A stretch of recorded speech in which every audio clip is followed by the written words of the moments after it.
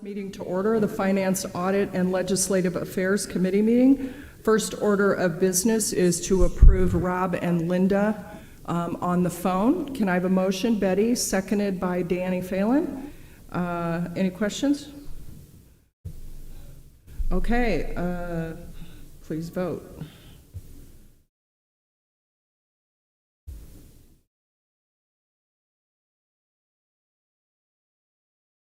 I'm trying to vote.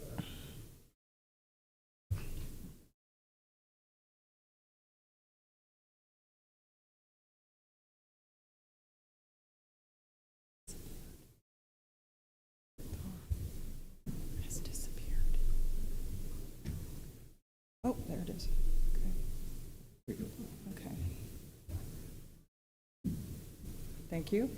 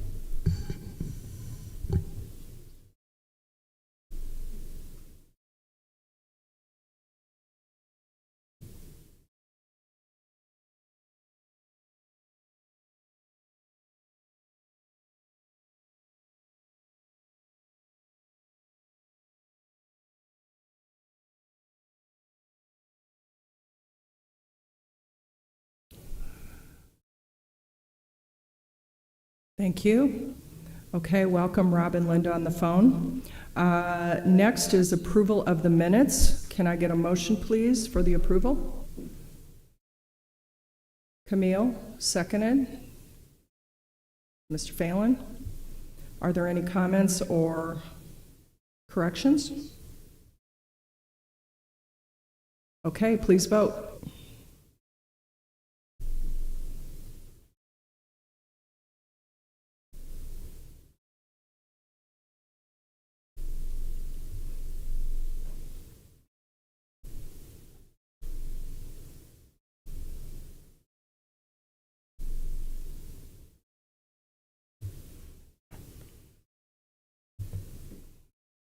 Okay, that's unanimous. Thank you. I'm going to move the agenda around a little bit. We are going to start at resolutions. What we want to do is we're not going to do this resolution. We're actually going to have it as a discussion item. So I need a motion to defer this. Steve, second. Paul, are there any questions? Okay, please vote.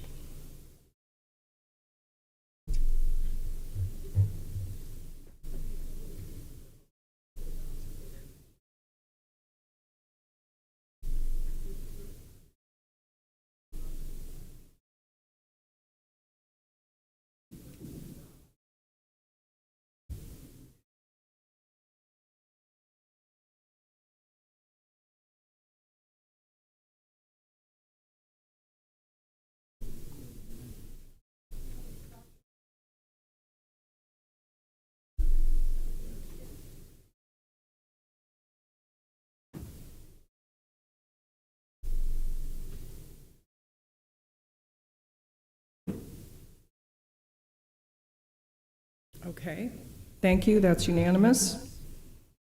And then what we'll do is we'll add it as an informational item after we get through all the other items.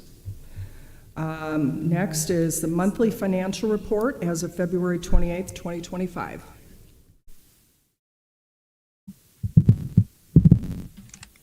Thank you, Chairwoman Williams. Before you, you have the February report, and as of February, we should be at 16.7% of the budget if you annualize it. So for all funds combined, we're at 13.1% of revenues and 12.2% of expenditures. And one thing I want to bring to your attention for February is this is the first month that we received the new sales tax and use tax numbers for 2025. The state will remit that to us 3 months late. So in April, we get numbers for January. Effective January 2025, the state updated their legislation for level the playing field. If you remember, back in 2018, there was a U.S. Supreme Court case between South Dakota and Wayfair. And since then, the state has been working to change how sales taxes are collected. So from a high level, they went from collecting use tax and everything that was sold out of state to now, as of January 1st, 2025, whether or not you have a retailer in Illinois or out of Illinois, no matter the size. So before, in January of 21, if you were under a nexus of either 200 transactions or $100,000 in sales, then you had to collect what was locally. So if you're in Peoria, whatever the Peoria rate is. Now, it doesn't matter what the size of the business, you have to collect sales tax based off of where the sales tax of good is sold. So that increased our January distribution of regular sales tax, our supplemental sales tax, and the public facility and public safety sales tax. However, our local use tax was down drastically. Combined, they were up about 8%, what we would expect. So we're going to have to keep an eye on this moving forward. I don't really think 1 month makes the trend. So I think last month or the month before, I talked about how use tax is collected across the state, and then we are distributed use tax based off of our population. So while we're going to be getting more local taxes, it's not 100% going to be a 1-to-1 ratio. So when we start to enter budget, we'll have about 4 to 5 months under our belt. So we'll be able to continue to keep an eye on this as time goes on. So I hope I was able to simplify it the best I can. There's information on the state's website if you really want to get into the nitty-gritty details of it, or if you would like more information, we can always come back next month or after a couple months to give you more information once we have better information at our fingertips. That was the main thing I wanted to highlight for February. So if you have any questions regarding that or February in general, I am happy to answer those questions. Any questions for Julie? No. Okay, thank you. Next, we're at Long-Term Care Services Fund Report.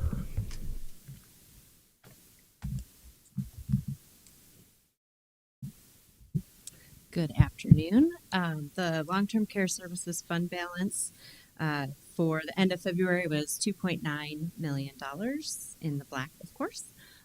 We are still on track to be at year-end $4.1 million after bond payments are made and taxes come in. So I'm happy to answer any questions for you.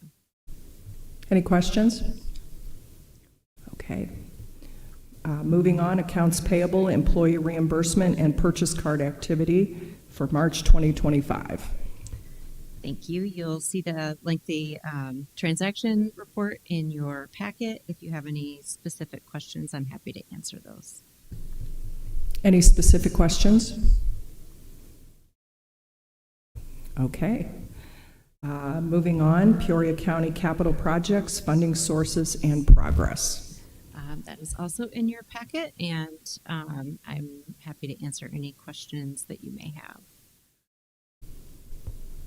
Any questions? You guys are awful quiet today.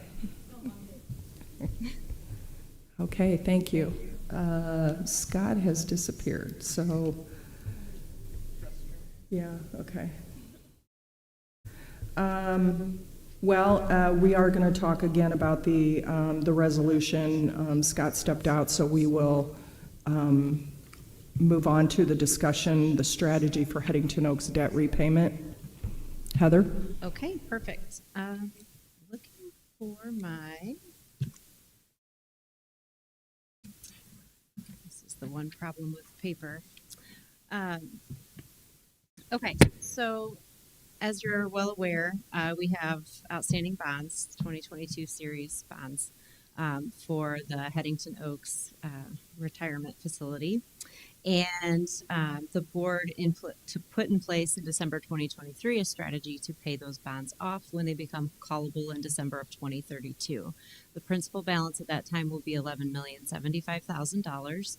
And we also, in December of 23, passed a resolution that 50% of the general fund surplus at the end of fiscal year would go towards this fund, and then the other 50% the board would designate, as it always does, to where it would like to go.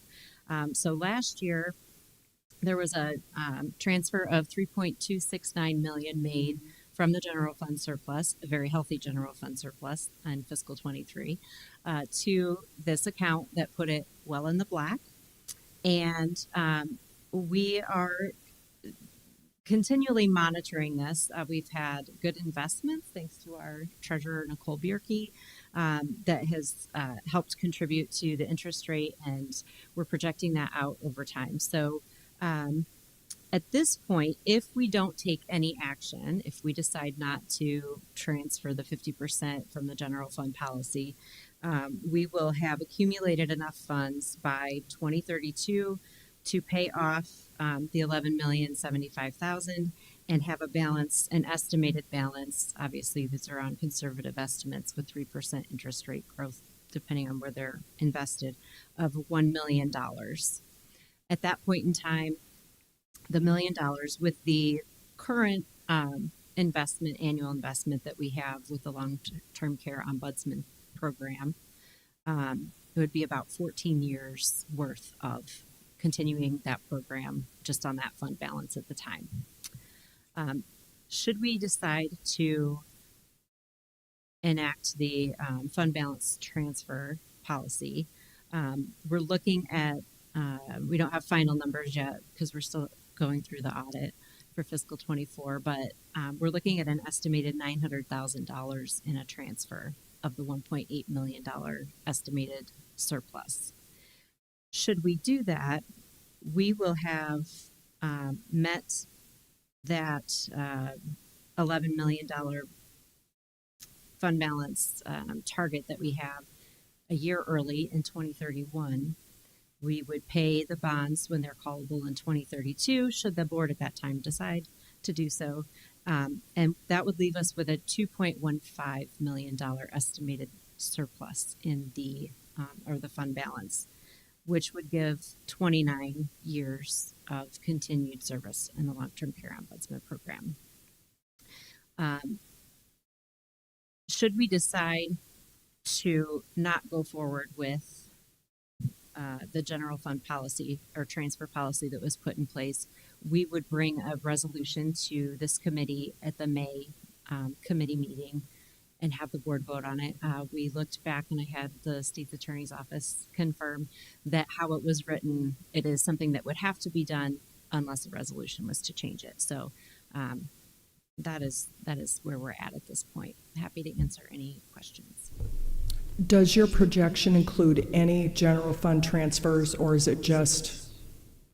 So the first number that I gave includes the one that was already made and no further projection or no further deposits from the general fund or transfers from the general fund. And that would give you a surplus of $1 million at the end of 2032. And the second one only includes the $900,000 for this year, and it would give 2.1 at the end of 2032.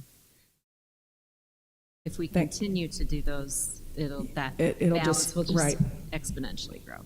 Okay. Who has questions on this? Steve?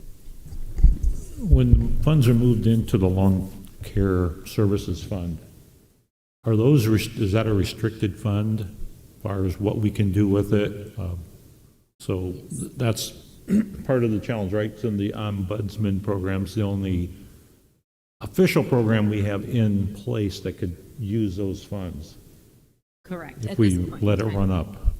Okay, I just want to make sure that so that's the risk. We put too much in there, it's a locked up fund unless we come up with other applicable uses, which would be, maybe walk me through what kind of other applicable uses would there be to draw from that fund? Anything related to long-term care services. So, I mean, you could get creative. The board could get creative now, between now and then. You could open another nursing home or, so, right, we've done that. No, I mean, anything that, but it would be restricted to long-term care services. Scott, are there any administrative fees in regards to, let's say, Shauna works on the ombudsman program? Is there any wage reimbursement? So I would say that whether it be Shauna working on the ombudsman program or members of Heather and her team in the finance department that are administering and tracking all this and doing the estimates, fractions of their time, and we can kind of try and figure out what that fraction would be an eligible reimbursement expense if we got to a point where the general fund was in a state of having to significantly reduce expenditures based on economic conditions and all those other factors that we typically experience when we have to tighten the belt. Thank you. So Heather, what's your recommendation? Do you have one? I do. I would recommend at this point in time to not transfer the $900,000 surplus to this long-term care services fund. It does not mean that we cannot decide, the board cannot decide down the line, next year, 2 years, 3 years, 4 years, whatever it is, to make a transfer. But I would say if the goal of the board is to make sure we have enough to pay off these bonds in 2032, it still leaves a good cushion for any long-term care services after that. We don't have any other ideas right now on what to use those funds for, and not saying we can't think of something in the meantime, but I would hate to have the funds continue to build up in this account when we do have other capital projects fund, general fund, just going back to the reserves, that we could use those funds for in the meantime for other county initiatives. Are there any comments regarding this? Terry? If we were to choose not to make this transfer, does the money stay in that restricted account and we would have to vote to move it somewhere else? We just wouldn't transfer it this year. So everything that's in there right now would stay in there. And then we would decide not to transfer. The funds for fiscal 24 surplus have not been transferred anywhere yet. They won't be until the audit numbers are finalized. So this decision would just be to not make that transfer, and then the board would decide what to do with the estimated 1.8 million surplus. So this decision would just be to not. Terry, it would just stay in the general fund, Okay, because it would be a general fund transfer if we did it. okay. Okay. Danny?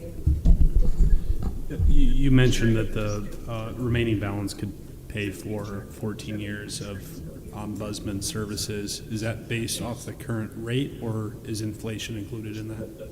So it's based off the current rate, but it also does not include interest. So any interest earned on that amount would be estimated at 14 years. So it's based off the current rate, but it also does not include interest. It's feedback from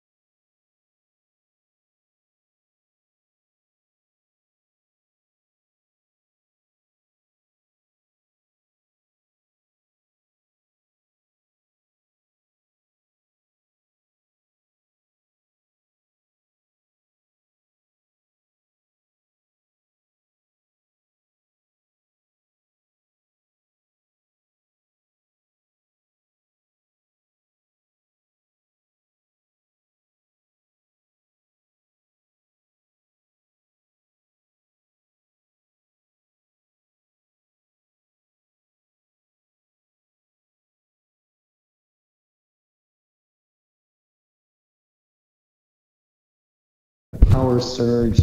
System has to reboot. I I don't think know it's if we'll go been, to Eric or not. Oh, hello. Oh, now it's working. it's Yay. back. I think we're back on. Yes.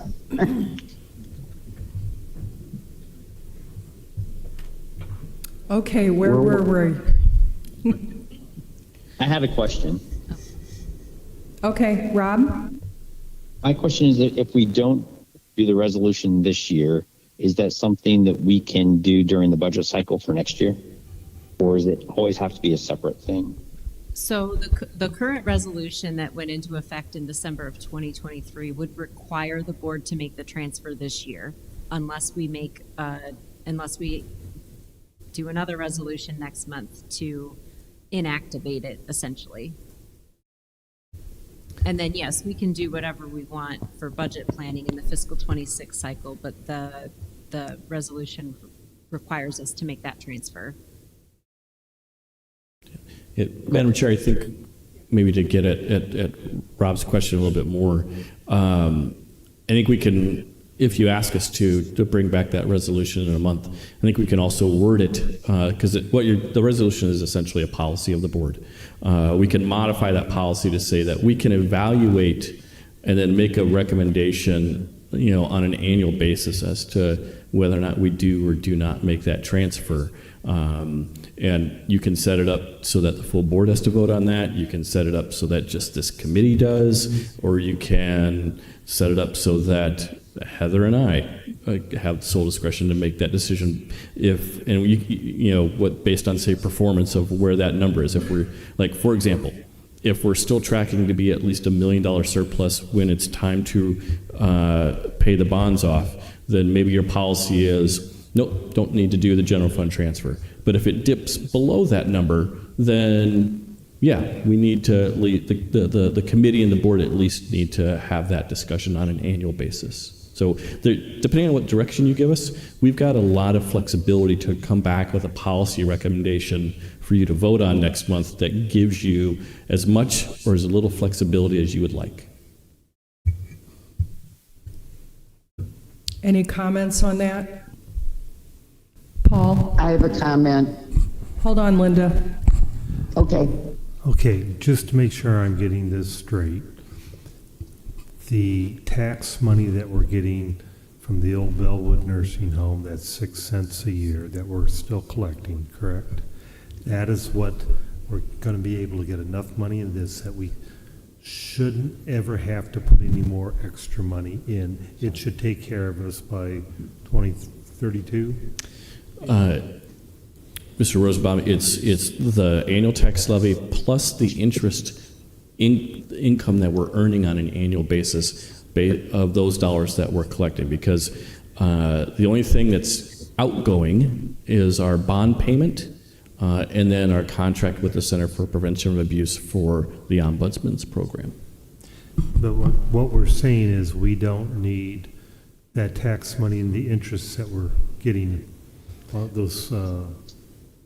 We still need those 6 pennies. What we don't need this year is a transfer from the general fund to supplement it. Right. In the way it looks, we won't need to, it doesn't look like we'll need to transfer anything on any more years. We've got the new fund set well enough that it should take care of itself.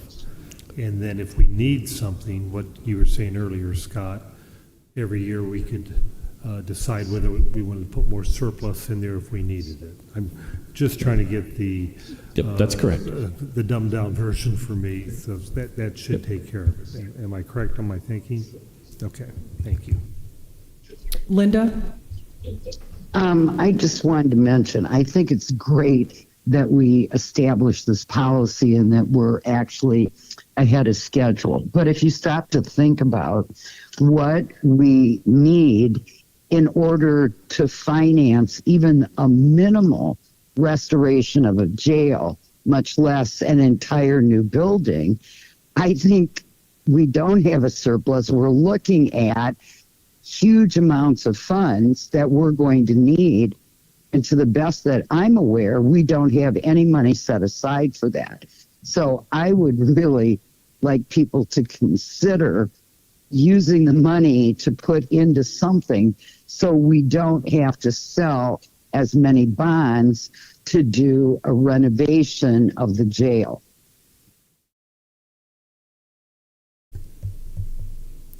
Thank you, Linda. Any comments about that? Steve?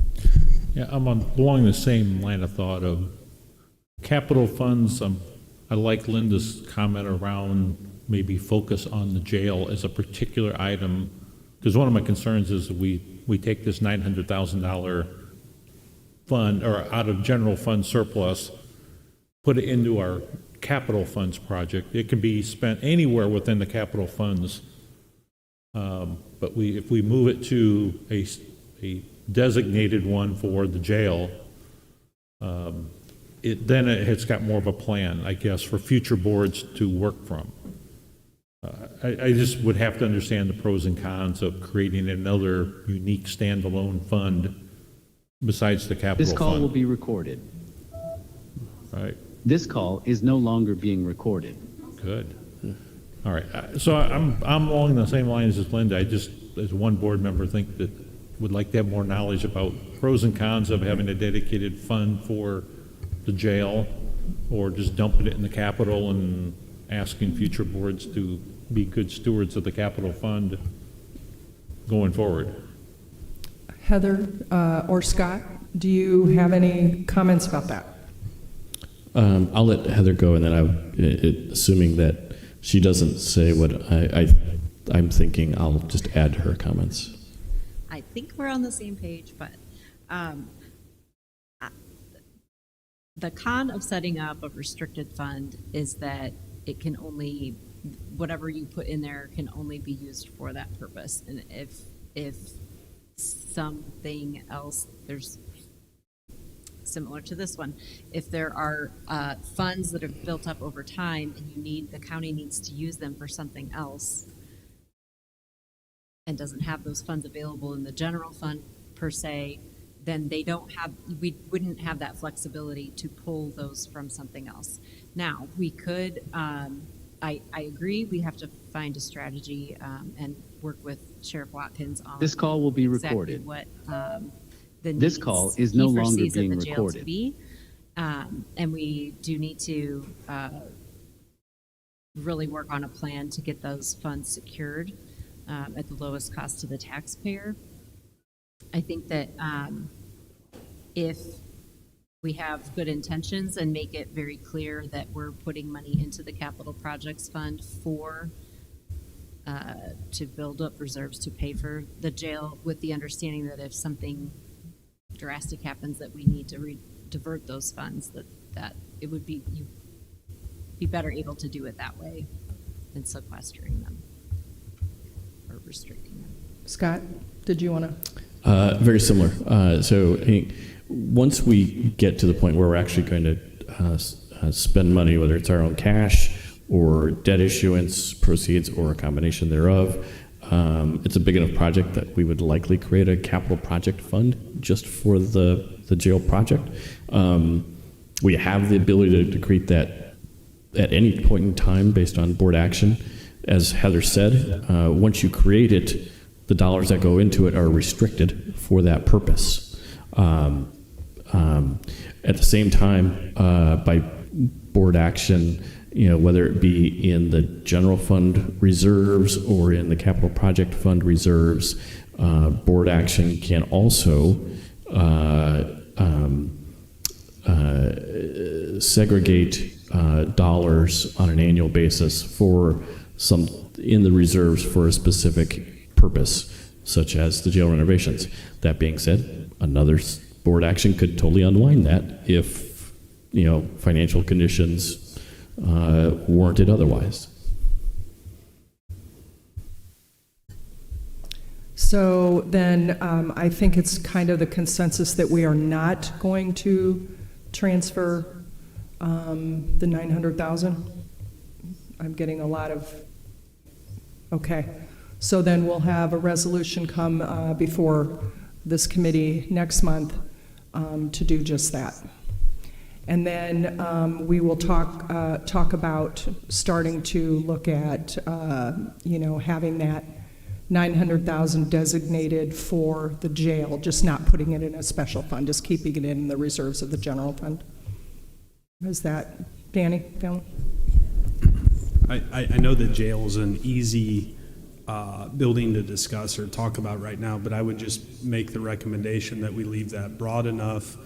We can include some of our other facilities. We have made massive investments in our facilities in the last 12 months, and I don't want to lose that momentum, especially with a new building that we need to make considerations to, and others that are in need of repair or have scheduled repair. I just don't want to lock those funds into one specific facility. So is the thought then it's for capital projects? I'm getting a lot of yeses, so, okay. All right. Any other comments? Madam Chair, No, go ahead. I have one. Rob, go ahead. I guess I'm not fully on board with this yet, only because I know a couple of board members, and this is early on in the talks, have approached me about other services that we can provide for seniors. And I think this, at least rolling it one more year, would give us the funds to fund the services that some people are talking about. So that's my only apprehension. Well, what we'll do is Rob, I guess we'll take it to a vote next month, but the general consensus around the horseshoe is that the 900,000 not be transferred.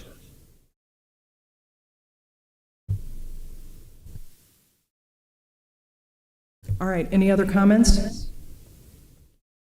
Okay, let's move on. Scott, you want to tee up the purchasing ordinance that we are just going to have a discussion about? Yep, happy to do that, Madam Chair. Let me get that open on my iPad here. All right, as Madam Chair said, just a discussion item today. What's in the packet is a proposed resolution, or actually ordinance, that would amend Chapter 6.5 of the Peoria County Code of Ordinances. This is our centralized purchasing ordinance, and also just as a frame of reference, Heather's team is working on, and at some point this year we'll actually be bringing forward a comprehensive amendment to the purchasing ordinance, because we haven't looked at it in over 20 years in a comprehensive fashion, if not longer than that. And there are a number of things within the purchasing ordinance that do need updating. This, however, is something that the chairman asked us to move forward on, independent of that process. And what this does is, as the agenda briefing states, our purchasing ordinance has multiple criteria to ensure that a procurement process is managed in accordance with state law, and that the taxpayers' money is spent wisely and fairly, that the needs of each department are met through continuous improvement of purchasing systems and procedures, to establish a comprehensive plan for purchasing goods and services for the organization, and to protect against fraud and favoritism. And we do that in a number of different ways. This amendment talks about public works projects, and public works projects, as defined by state law, are not exclusively road and bridge projects. They are those, but they are also any construction project of a certain value where the prevailing wage is required to be paid by state law. And so that means it could also be any remodeling or construction project of any of our buildings and facilities. So both road and bridge projects and vertical capital improvements would be applicable here. A language that is in the ordinance and has been in the ordinance for a couple of decades is what's referred to as responsible bidder language, and that section, those sections of the ordinance, requires on a public works project that the the firm you award a contract to, or that through a competitive procurement process, or if it's within my spending authority, that I would be awarding it to, that the firm have an approved certificate from the U.S. Department of Labor's Bureau of Apprenticeship and Training. And what that means is that they participate in an apprenticeship program for the various building and construction trades for the services that provide. So, a plumber is going to participate in a plumbing apprenticeship program, an electrician's apprenticeship program, so on and so forth.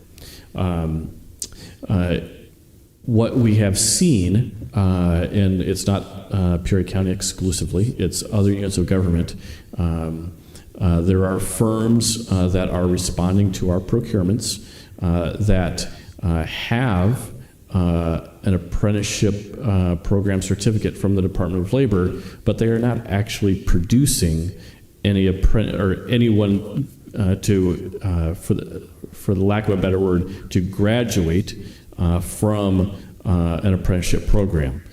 So they've found a way to basically circumvent the language that's been in our ordinance for a couple of decades. We looked at it. There are a number of units of local government throughout Illinois that have already taken the action that's proposed here, or that are in the process, like we are, of trying to close that loophole. And so, what the language that is in the ordinance does, and it would create a new section or sections, I should say, in the ordinance that would require a public works project of $30,000 or more, and $30,000 is the statutory limitation for projects that I would have spending authority to do without board action. So $30,000 or higher requires board approval. $29,999 or less is within my spending authority based on our other sections of the ordinance. So this would be for anything greater than $30,000. Would require the firm that you award that contract to enter into a community workforce agreement that is a three-party agreement. One party is ourselves as the owner. One party is the firm acting as the general contractor or construction manager. And the third party are the applicable building and craft trade unions that the project would use, and that will vary from project to project. A road or bridge project is probably going to have Teamsters, laborers, and operating engineers. Probably not going to have plumbers or steam fitters. But one of our building projects probably is not going to have Teamsters, but would likely have laborers, electricians, plumbers, and so on and so forth. And so the community workforce agreement is a tool that local governments can use to ensure that the general contracting firm and any of their subcontractors are actually complying, not just with the letter, but also the spirit of the U.S. Department of Labor's Bureau of Apprenticeship and Training program, in that it's not just a sheet of paper that say they participate in the program, but they actually are actively participating in the program, so that they actually are training the next generation of workers in the construction industry, so that we don't get to a point, as an example, where the average age of a plumber in the Peoria region is somewhere in their mid-late 50s, so that we can continue to replenish the workforce that is in the trades, because whether we like it or not, we are all going to need electricians, we're all going to need plumbers, and other trades as things are built and maintained once they are done being constructed. The other things that a workforce labor agreement does is it then encourages from the building and construction trades side of things to work with those general contractors and subcontractors and, say, in our case, Illinois Central College and other partners in that space to actually try and grow the number of people in the construction workforce so that there is a bountiful number. So not only are we getting a more professional workforce, but we're also trying to grow the size of the workforce over time to accommodate the needs that the community might have. It does also preserve competition, especially on projects that are funded by motor fuel tax. So we have at the county level, motor fuel tax is one of the only tools that we have, or it's the largest tool that we have for funding road projects. And then as the county, you're also the fiduciary of township motor fuel tax dollars, as members Kelch and Windish can attest to, wearing their other hats as township road commissioners. Every year we, in fact, Member Salzer's committee yesterday approved this year's township seal coating bids. We know that there are firms that are large enough that are able to do that work and do that work very well, but they're unable to bid on that work based on some IDOT regulations. By having a community workforce agreement in place for those jobs, it preserves competition, and that's in our area. It's region, and specifically as it relates to seal coating and asphalt work, because by and large, we have one very large firm, and if there's no competition with them, then we essentially have a monopoly in place. In terms of what this does to the contractor, it allows them to have a qualified workforce. If you are a contractor that already does business with us and is compliant with what we already have, there probably is zero impact on you. If you're a contractor that sometimes does business with us, but does business maybe more in the private sector or with our units of government that don't have these standards in place, it might be burdensome to you.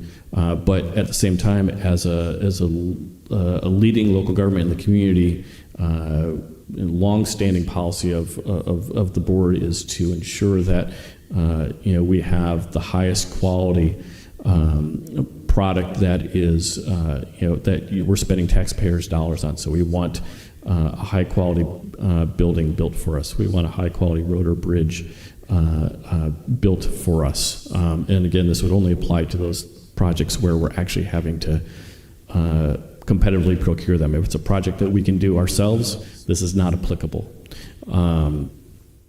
And then, lastly, what the proposed ordinance would do is it codifies for us what our goals would be for workforce participation by minorities and women on each job. And that would be 12% of the workforce hours on an individual job would be by minorities and 3% by a female workforce. It does not establish goals for our for any enterprise work, which would mean having the firm or subcontractors of the firm be of minority or female or veteran or disadvantaged ownership. We're more focused here on the workforce. So that's a pretty relatively detailed synopsis, Madam Chair. With that, I'm happy to try and answer any questions. Questions? If we're going to have a comprehensive amendment to our purchasing policy, what's the rush on this piece of it? Great question, Member Ruland. I would say that would, quite honestly, that's a question for Chairman Dillon. As the chair, and all of you sometimes have the prerogative to ask to bring things forward. He asked us to bring this forward at this time, knowing that we were working on a comprehensive amendment, but he felt the need to bring this forward sooner rather than later.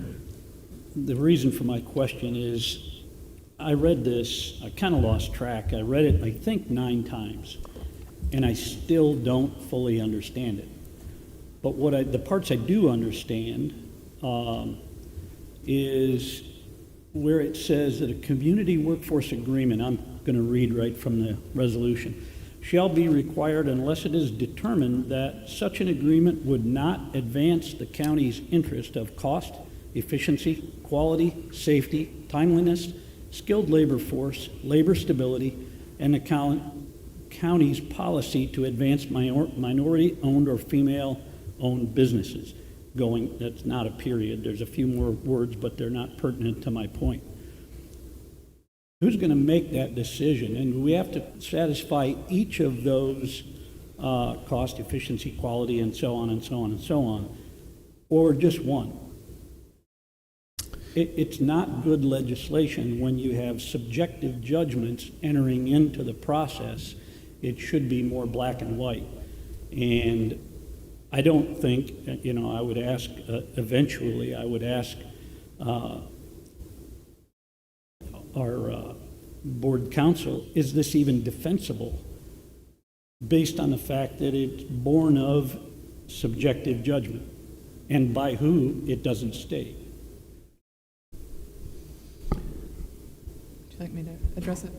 I had the same question when I read the resolution, and I don't have it, I can pull it up here, but if you read further on, it says that there have to be findings made as to those prongs that you read out. And so my interpretation of the current wording is that the board would need to make a finding, or there would need to be some findings adopted of why we were deviating from having one of these agreements. And to me, that "and" at the end of the list means that you would need to, as it's currently drafted, you would need to make findings as to all of those items, not just one. Seems awkward and bulky to me for us to consider those, given the fact that probably, I don't know if I'm speaking for all board members, but it would be hard to imagine that we all have any expertise in road or construction safety, scheduling, efficiency, cost. Those are all things that are not in our wheelhouse. So if it is in fact the board that's making this decision, 18 people times about 8 or 9 items there, I don't see us, coming to rapid terms on any of that.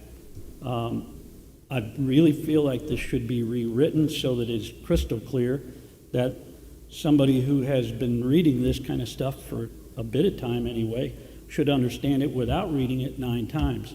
So when I spoke with Member Windish, who I understand is worked really hard for a long, long time trying to resolve this, it had more to do at its inception with the notion of the IDOT pre-qualification for companies who bid to us, but that was not presented as an option to solve the problem. Although in his comments to me, that would be the perfect resolution, just can't do it.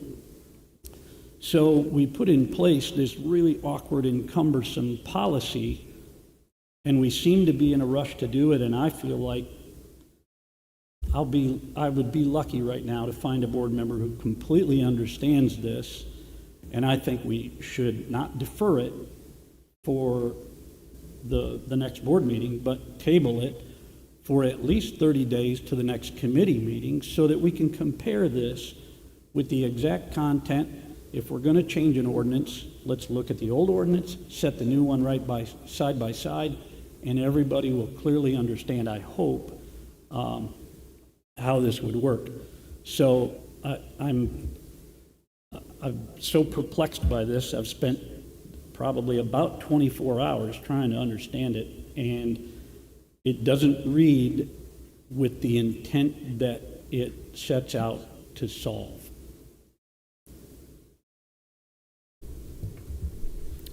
Matt? So I guess this was started, and I guess maybe for Jenny or Scott, I mean, this comes back to, obviously now that, I mean, it's out there, it's on the pre-qual. I think that something like this could be actually something valuable to all of us. But my biggest thing to support this and to keep going, I even like the idea, but I just want to clear up that we're replacing that IDOT pre-qual with basically our own pre-qualification, would be how I would describe it.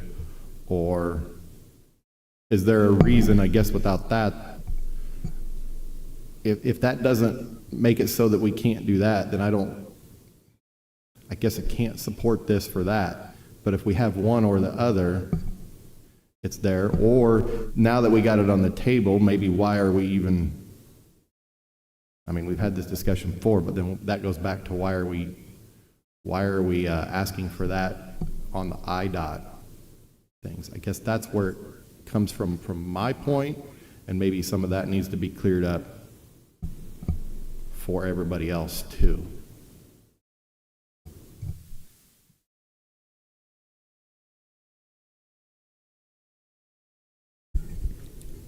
I'll take it down. I mean, I don't know if there's a way to answer Member Windish's question right here, right now, but we'll obviously take that feedback back, along with Member Rowlands and everybody else's.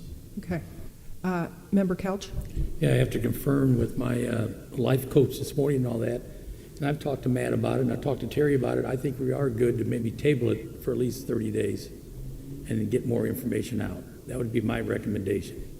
Well, the plan is to get more information. I think there Yes. were a lot of questions Right. Around this, so I wanted to take this opportunity to, have Scott do a presentation and talk about exactly what it means. At this point in time, it's deferred, and I think there's going to be many discussions to be had amongst us over the next 3 weeks or so. So Jimmy's on vacation, and when he gets back, then I think the discussion will really get started. Are there any other, Steve?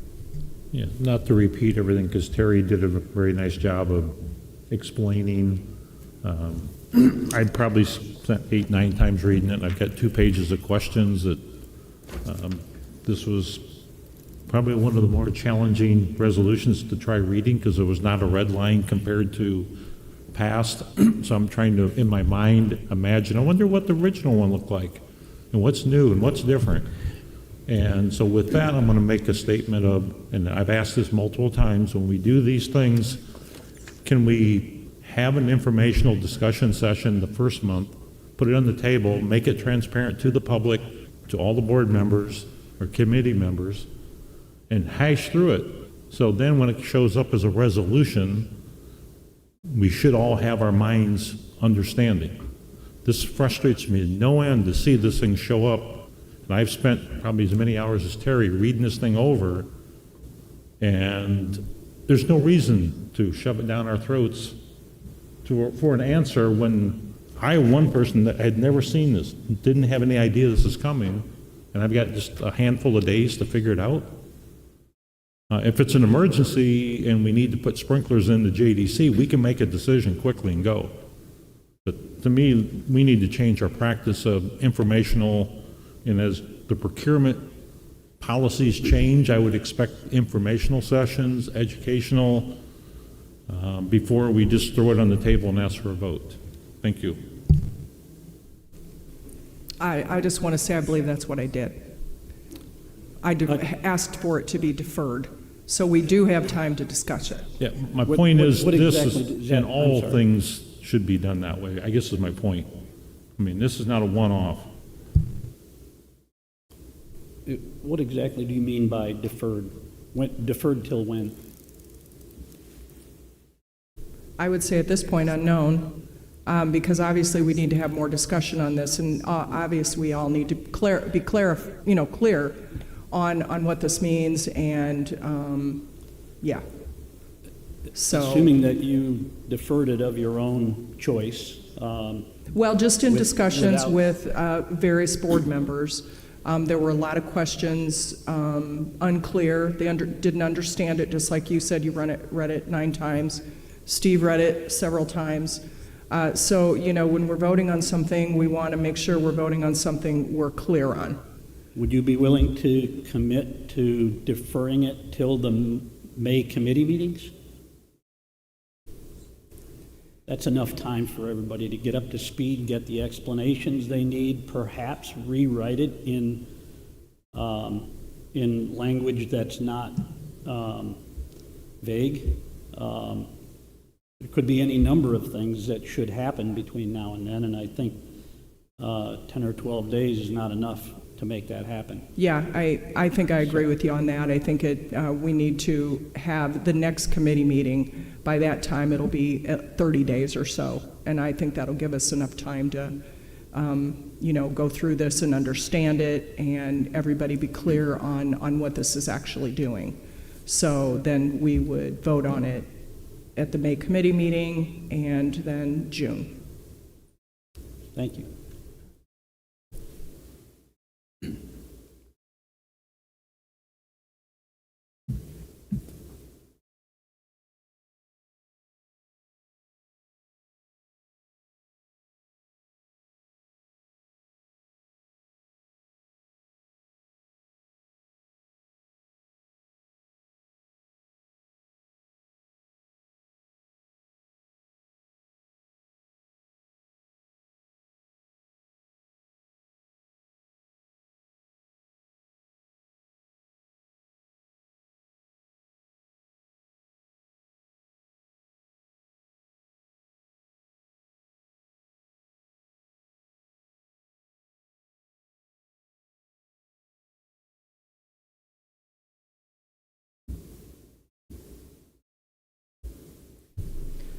I had to get some clarification from our state's attorney. So she has asked us to revote on the deferment to actually put a date on it. So we would say we defer it until the May committee meetings. And then over the next month, we have time to clarify this and obviously get more of a clear picture for everyone. Are you? Perfectly comfortable. Yeah, I was you're perfectly with your comfortable word with that. before, Everybody but I is like this perfectly even comfortable better. with that. So we're gonna take then a new motion to defer it until May committee meetings. Could I have a motion, please? Terry, second. Oh, Paul has a question. First, I want to say thank you for your wisdom of deferring it. The second is a question for Scott. Terry had mentioned maybe we could have them side by side, what we currently are doing and then what we're proposing. Where we could read it, and then maybe a commentary of what it's changing for each one of us, so we're not sitting here just where we can sit down and read it. That would make it at least helpful for me, and I appreciate all you guys are doing. I'd just soon get it right. Great request, Mr. Rosenbaum. So the language that's in the packet that is that starts on at the bottom of page 57 in the packet, that after the now therefore be it ordained, everything after that is entirely new language that does not exist in the ordinance today, so there's no red line version to create, because the red line would be a blank page versus what's there. But commentary-wise, we can It was probably, just kind of like what why we're trying to what we're trying to update and so forth, just so we because sometimes you can get that legalese going and it'll go over my head sometimes, and just reading the words, I'm not a wordsmith, so however you can make it where it's palatable, where we can understand it without being a contractor, that would be great. Thank you so much. Yep. Okay, so, I have a question. okay, Linda. I actually have two questions. Number one, what qualifies a business meeting the apprentice requirement?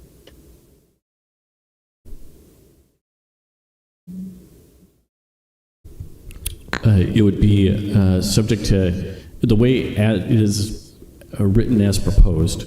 It would be any public works project in excess of $30,000 for a contract value. So any bid that the county board would award would require to have a community workforce agreement, and the community workforce agreement is the tool used to ensure that they not only have the certificate, but they're actually actively having an apprenticeship program as opposed to just the certificate in name only. So it's not just that someone employs people that go through an apprenticeship program, but they must have an apprenticeship program. That is correct. Okay, and my second question is, does the purchasing authority for the county have the option, as it implies in one of the whereases, to apply these requirements to projects under $30,000 if it is deemed that actually it's in the best interest of the county? Yes, it could be applied to a project less than Yes, it could be applied to a project less than $30,000. It would need to be a policy decision of the board to establish a different dollar value than the $30,000. You could go lower if you wanted to. Okay, thank you. Okay, so we do have a motion on the floor to defer this until the May committee meeting. Terry was a first. We will have to voice vote this. So I do need, I'm sorry. Sorry, were you getting a second? I didn't hear it. Yeah, no, that's what so who wants to second? Steve? The May committee meeting, yeah. Oh, it does? Okay, thank you. Because of Memorial Day. Oh, because of Memorial Day, okay, all right. So, all in favor? Need a voice vote. Aye? Aye. Aye. Are there any nays? Okay, then we will be discussing this at the May/June 3rd committee meeting. Okay, so we are, where are we? We are at committee action, review of executive session minutes. Can I get a motion on the floor, please? Phil, and a second by Eden. Okay. It remains the recommendation of the state's attorney's office that all previously held minutes continue to be held because the need for confidentiality still exists, and to destroy executive session audio recordings that are more than 2 years old, except for those that relate to pending litigation. Are we doing a voice vote, or are we, okay, it's on, okay. Okay. Any questions? Okay, please vote. We already did. I got it. All done.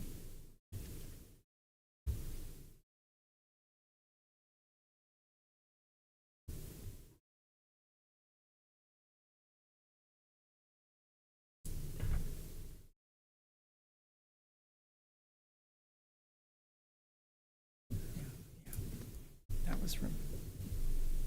Okay, that passes. Any public comment? Miscellaneous? Madam Chair, if the committee Yeah. members don't have any miscellaneous, and they should obviously go first, I do have one, so I'll let the committee Okay. acknowledge if they have any miscellaneous or before. I Are go. there any miscellaneous? Okay, Scott? Just because it's the same membership for executive committee, and you'll be going into a closed session at that end of the agenda.